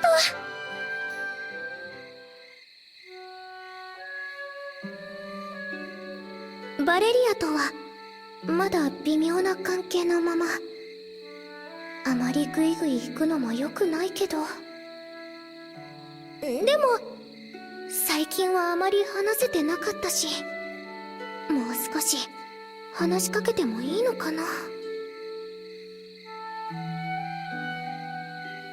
そういや、外界に出る準備はどうだ？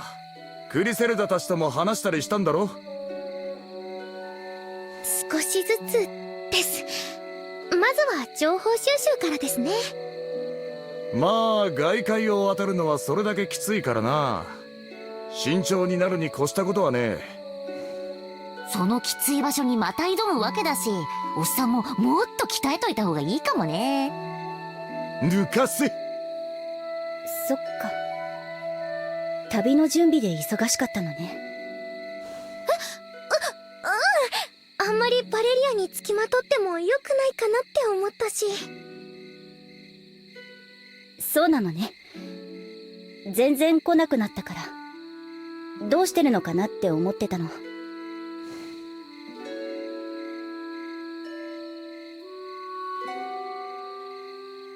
私、バレリアは体の調子はどう？うん。何も思い出せないこと以外は元気よ。フロッケのご飯は美味しいし。そうだね。今日のごちそうもとっても美味しかった。しっかり食べてもらえると作りがいがありますよ。バレリア、たくさん食べてもっと元気になってね。実は今日は流れ星が降る日なんだよ。知ってた？流れ星？そういえばそうですね。今日は晴れてますし、きっと綺麗に見えますよ。そういや、レスナたちと初めて遠出した時も流れ星を一緒に見たっけ。もはや懐かしいね。そうなんだ。バレリア、よかったらこの後一緒に見ない？願いを込めてお祈りするの、とても綺麗なんだよ。うん、いいわよ。やった！じゃあ準備してくるね。私も。ちょっと、あんたは先に後片付け手伝っていきなよ。はいはい、分かってるわよ相棒。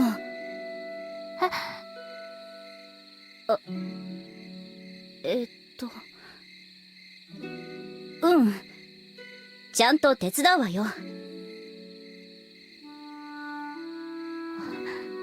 聞いた。今あいつふと相棒って言った。やっぱりどこか無意識的にでも覚えてるんだよ。バレリアさんはバレリアさんですね。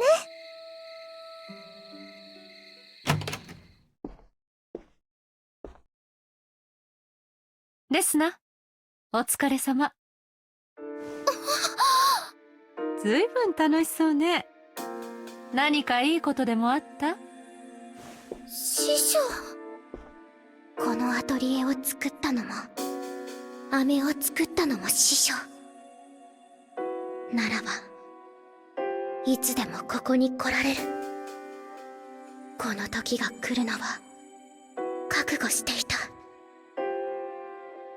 師匠、胸筋を開いて、話し合いたいことがあります。私もよ、レスナ。ここでは邪魔が入るかもしれないから、二人きりになれる場所に行かない？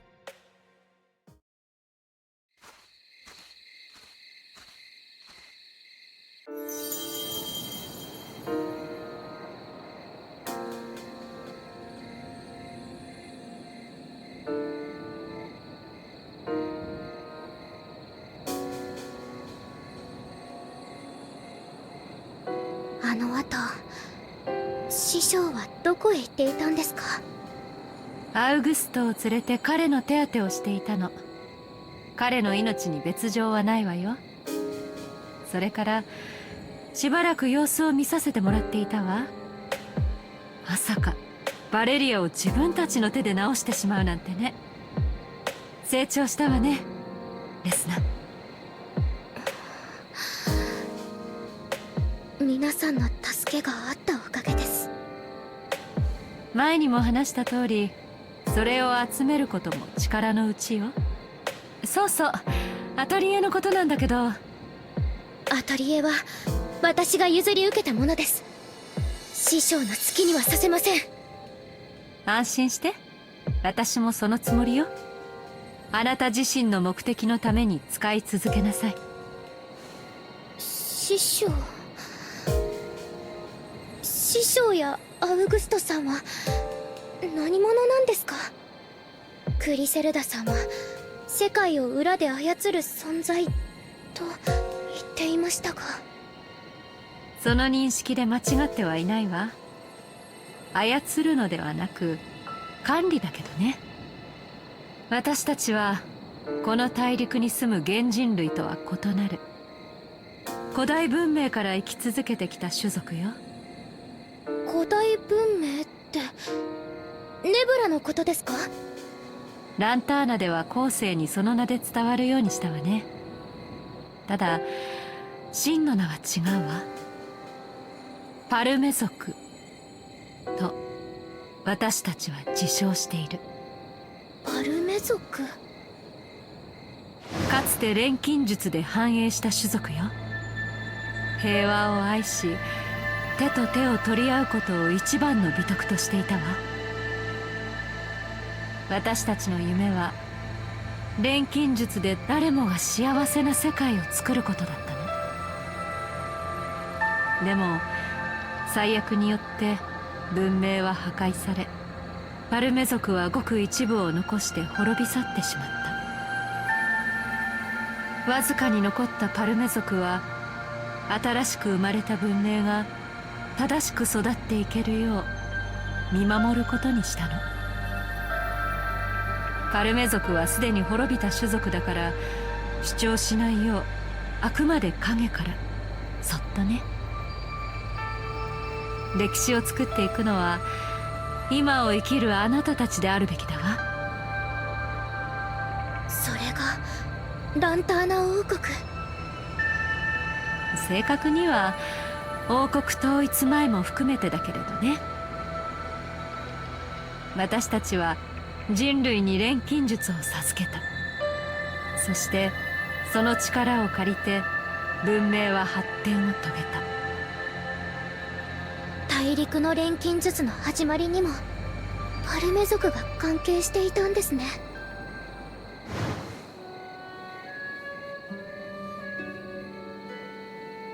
でもね、錬金術を使うためのマナの枯渇が起こったことはパルメ族にとっても誤算だったわ。その解決の近道となるのが果ての大陸だった。そのためにレスナ、あなたを育てバレリアをあなたの補佐につけたの。全部師匠の計画のうちだったんですね。全ては錬金術の復興のため、そしてこの文明を幸福な世界に育てるため。さっきあなたはみんなの助けがあったおかげと話していたけど、異世界から協力者となりうる者たちを招いたのも私たちよ。異邦人の皆さんは師匠が？あの飴を持たせアトリエを訪れるようにした。あなたは期待通り多くの協力者を得ることに成功した。もっともバレリアは予定より早く目覚めてしまって記憶も混濁したままだった。そこは計算外だったわ。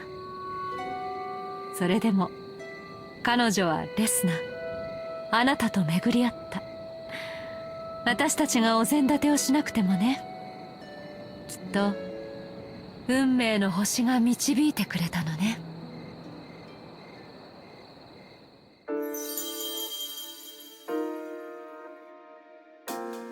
一気にいろいろ話してしまったから混乱してしまったかもしれないけど、レスナ、あなたはこのまま果ての大陸を目指せばいいの。私も応援しちゃうわ。師匠、前にアウグストさんが触れていましたが、この世界に宗教が一つしかないのも師匠たちの考えに基づくものなんですか？ええ、そうよ。幸福な世界の実現に複数の宗教は不要と私たちは判断している。だから芽が出るたびに摘んでおいたの。摘むって？管理の一環ね。それがあなたたちのためになるから。私たちのため？ええ。かわいいかわいいレスナ。これからも私があなたの道を照らしてあげる。あなたは安心して前に進めばいいのよ。師匠のことは尊敬しています。ですが、それはお断りします。え？どうして？バレリアやクリセルダさんは自分の道を自分で決めようとしています。私も同じ気持ちです。錬金術の復興は私にとっても夢です。果ての大陸を目指すことも。でも師匠に言われたからじゃない。師匠の言うことを今後は全て聞くとは限りません。レスナ、あなたは何を言っているの？死の言葉を聞けないというの？はい、私は師匠に一人前と認められました。私の進む道は自分で決めます。いつまでも子供のままの私じゃありません。いいえ、あなたはまだ子供よ。確かに私はあなたを錬金術師として認めてアトリエを譲り渡した。技能は一人前だから。そしてあなたは旅の果てに王や民の信頼を勝ち取った。紛れもなく自身の努力によるものよ。でもね、私はあなたの旅がうまく進むようにいろいろと手を貸していたのよ。イザナが悩んでいた時、最も死にふさわしい人を引き合わせたのも私。鳥獣ウェルテックスの力に対抗するための術を用意したのも私。そしてあなたが古城で得た新たな力も。これも師匠が？細かいことを言えばまだまだあるけどね。これまで私の手助けがなければどうなっていたか。成功はしていたでしょう。でも犠牲も大きかったはず。これから先、そんな過酷な未来を歩むというの？いいえ、そんなことはしないわ。賢いあなたなら。これからも私の言うことを聞きなさい。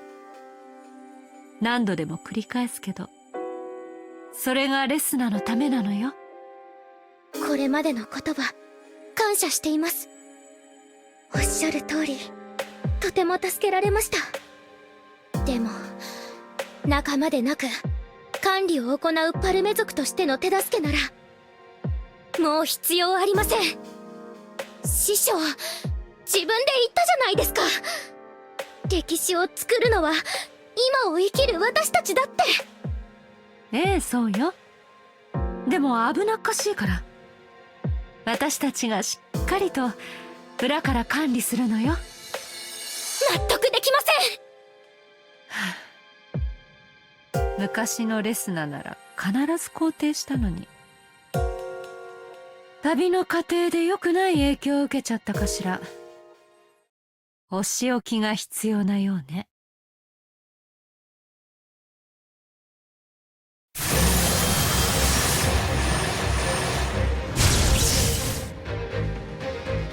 師匠、私も、私まだまだよレスナ。そんなものではやはり私がいないと心配ね。何が心配ですか。私がいないと掃除もできないくせに。それは関係ないでしょ。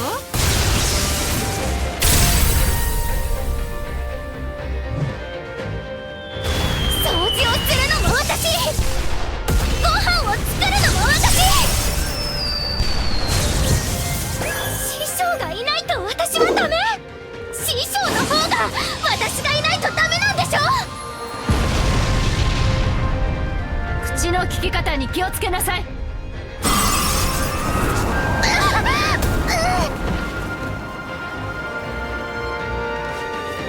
痛い思いをさせてごめんなさい。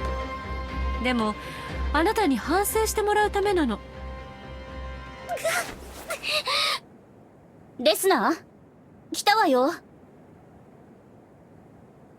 レスナーどうしたの？あんた誰？この子に何をしたの？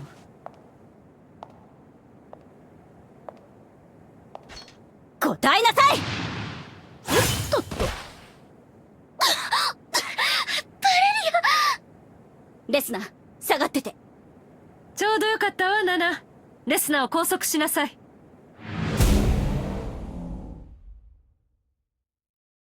何を言ってるの？どうしてあんたの言うことなんか聞かないといけないの？バレリア。そう、やはりこちらの命令を受け付けないよう処置を施したのね。やるわね。バレリアが望んだことです。私は答えただけ。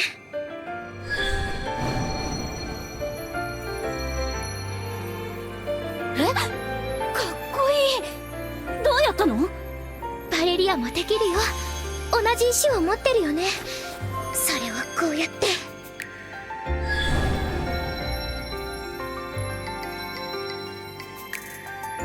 こんな力が私に。全力を超えた全身全霊でいきます、師匠。その石しっかりと解析して使いこなしているわね。しかも長持ちさせている。あなたたちが本気だというなら私も敬意を払わないとね。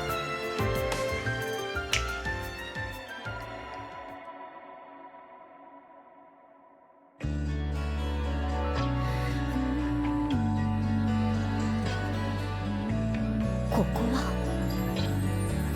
星に導かれた者同士、ふさわしい舞台でしょ。かつてこの世界には星の恵みが降り注いだ。私たちはそれを力に変え文明を発展させた。一度は途切れた道。でもあなたたちならそれを再びたどることができる。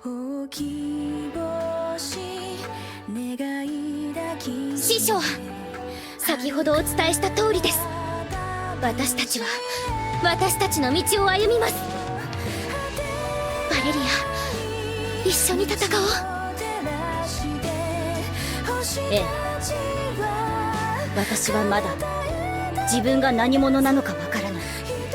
でもなんでかしら、この体が言ってるのよ。レスナについていきなさい。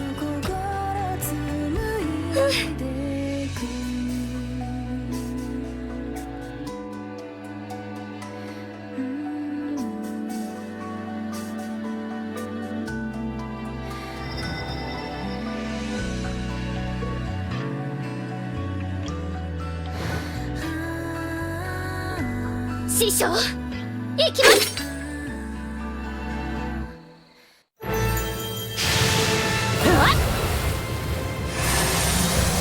覚えて、今日はこの体の鼓動と熱い血を。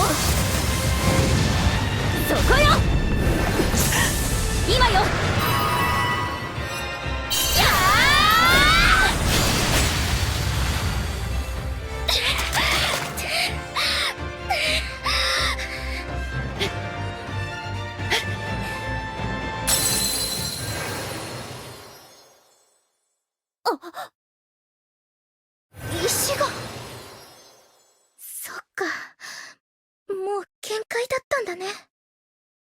れまでありがとう。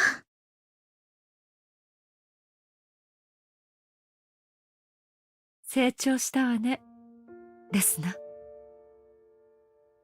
師匠。本当に親離れする気なの？あなたにはまだ早いと思うけれど、この先もずっと私はあなたの歩みを見守っているわ。過ちを犯したら叱ってあげるから。その必要がないくらい頑張りますから。師匠、言うことを聞けなくてすみません。それでも私に錬金術を教えてくださりありがとうございました。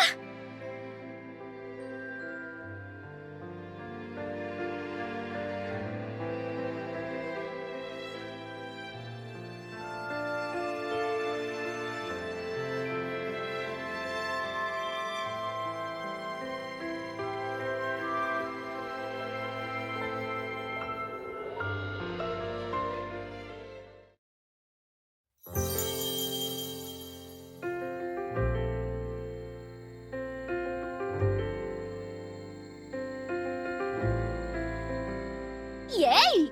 勝ったわよ。ねえ、私こんな風にやってたんでしょ？バレリア、思い出したの？思い出したっていうか、体が覚えてたって感じかしら。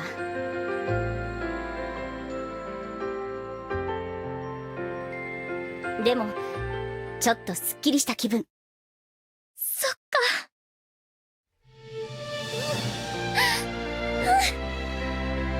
ごめんね。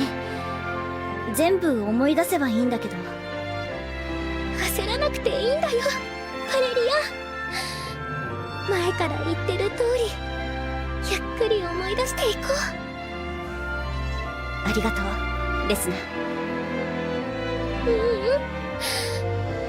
私を助けてくれてありがとう。かっこよかったよ。レスナだって師匠を相手に短歌を切ったところかっこよかったわよ。そうかな。ねえ、レスナの夢私に詳しく聞かせてくれない？私の夢？聞きたいの。聞かなきゃダメだって思う。